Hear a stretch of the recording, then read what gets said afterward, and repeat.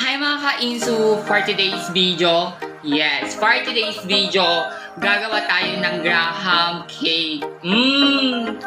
Na malaglagit yung nagaramit natin Graham cake. Siyempre, Christmas, New Year, ganun. Yan yung hindi mawawala. Ang first step natin ay meron tayong, malaking mangkok for the mixing tayo.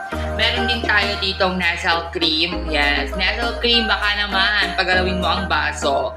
At meron tayo ditong Graham cracker, Graham crush, fruit cocktail. Ito siya guys, fruit cocktail. Since wala tayong nakuhang mangga, ito na lang yung ipapakon natin. Parang pala-palaman niya. Tapos ang hindi mawawala yung condensed Dorine. Dorine, baka naman. So, magsimula na nga tayo. For the simula na nga tayo.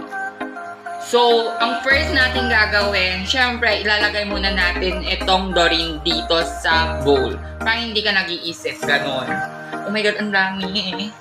So, kailangan natin ilagay lahat. Sagadin natin lahat. Perfect. Kaya mo. Yay!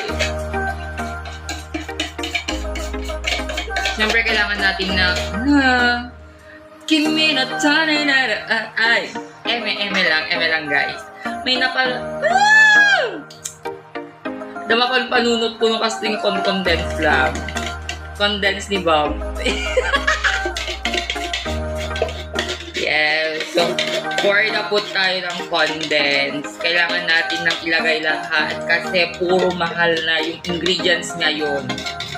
Hindi na tayo yung dati na yung 500 lang, madami nang nabibili ngayon, hindi na guys. Diba, nagtangkon ulok ka insu, yung feeling na diabetic na nga lang ako, bet na bet ko pa rin yung mga sweets, ganun. Perfect. So, next na ilalagay natin is Nestle cream.